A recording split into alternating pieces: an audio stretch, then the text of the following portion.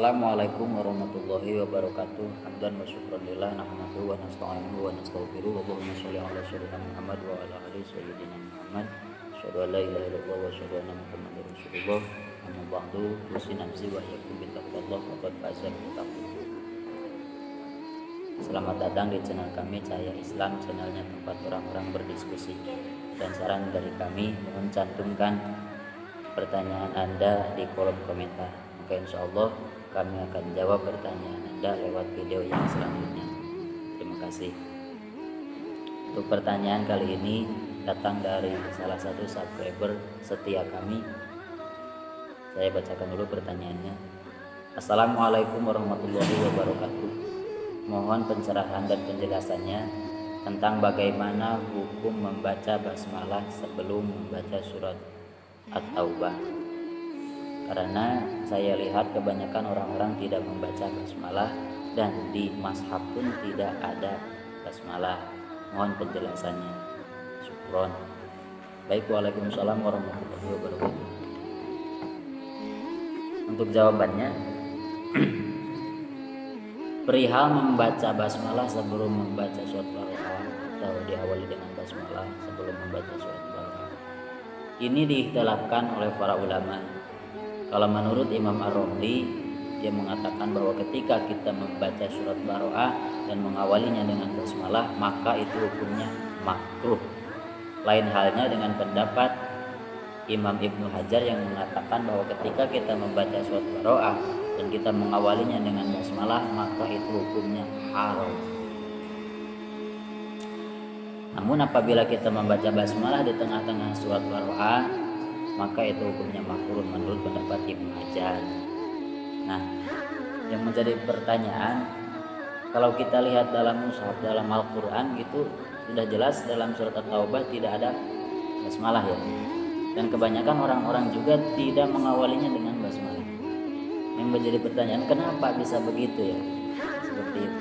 Nah, jadi untuk jawabannya, perihal surat Baroah atau surat At-Taubah tidak diawali dengan Bismillahirrahmanirrahim, ini terjadi perbedaan pendapat. Menurut pendapat yang pertama, karena dilihat dari makna Bismillah itu sendiri mengandung makna kasih sayang dan kedamaian. Sedangkan surat Baroah diturunkan sebagai ayat perintah mengangkat senjata, yaitu perang. Nah, pendapat ini telah dikemukakan oleh Sufyan bin Uyainah dan sahabat Marwi radhiyallahu anhu. Itu yang pertama. Pendapat yang kedua, karena memang kebiasaan orang-orang Arab pada zaman jahiliyah, ketika mereka menyepakati sebuah perjanjian, kemudian perjanjian tersebut mereka rusak, maka surat perusakannya tidak diawali dengan bismillah. Seperti halnya surat Baroah. Sebagai perusak perjanjian genjatan senjata antara Nabi Muhammad SAW dengan kaum musyrikin. Ketika itu Nabi Muhammad SAW mengutus Sayyidina Ali radhiyallahu anhu karamallahu wajhah untuk membacakan surat At-Taubah di hadapan orang-orang musyrikin dengan tidak mengawalnya dengan Bismillahirrahmanirrahim sebagai bentuk kebiasaan mereka dalam merusak sebuah perjanjian. Itu pendapat yang kedua. Pendapat yang ketiga, karena terjadi perbedaan pendapat para sahabat di antara para sahabat, ya. Jadi di antaranya ada yang mengatakan bahwa antara surat Al-Baroah, surat At-Taubah dengan surat sebelumnya yaitu surat Al-Anfal kalau dalam tulisan sekarang ya. Mereka mengatakan bahwa keduanya itu merupakan dua surat. Karena para sahabat tidak memberikan celah antara kedua surat tersebut. Nah, yang kedua, pendapat yang kedua, jadi mereka mengatakan bahwa antara surat Al-Anfal dengan surat Al-Baroah atau Taubah itu merupakan satu surat.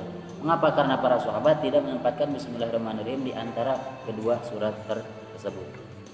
Nah, jalan terakhirnya para sahabat memilih jalan tengah. Mereka rela memilih jalan tengah dan mereka merasa pendapatnya terlindungi dan argumentasinya ditetapkan dalam mazhab. Itu pendapat yang kedua. Pendapat yang ketiga,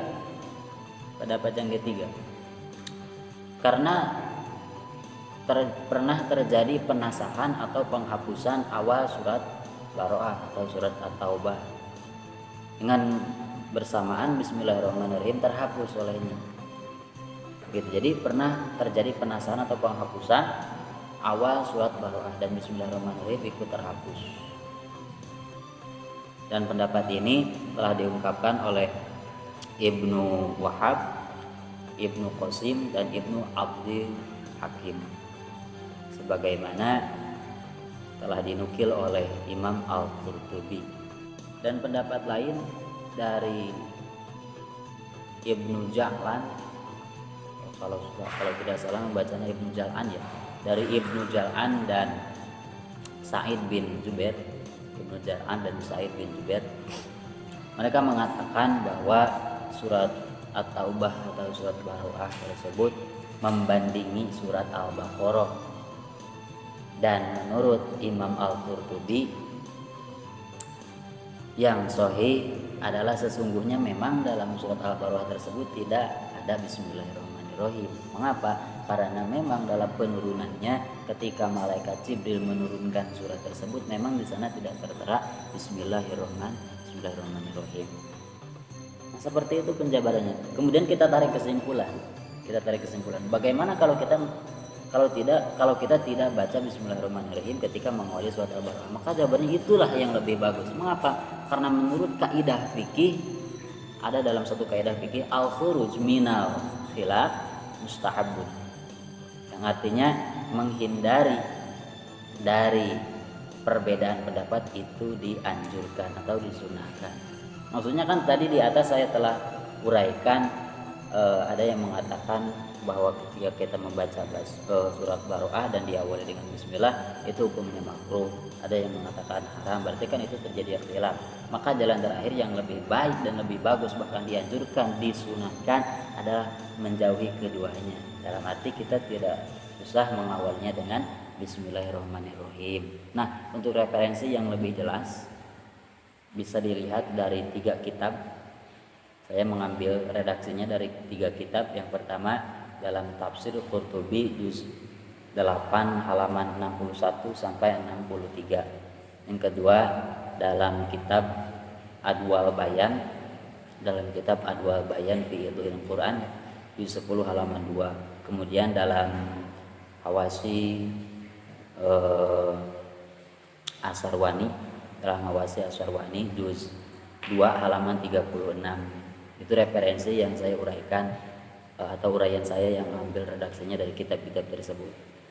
Monggo dilihat kitabnya. Mungkin sekian yang bisa saya jabarkan dan kami jabarkan dan kami terangkan. Untuk pertanyaan yang selanjutnya bisa ditulis di kolom komentar. Dan mohon apabila ada kata-kata saya pribadi yang kurang jelas atau mungkin agak menyinggung, mohon dimaklum dan dimaafkan saja. Terima kasih. Wassalamualaikum warahmatullahi wabarakatuh.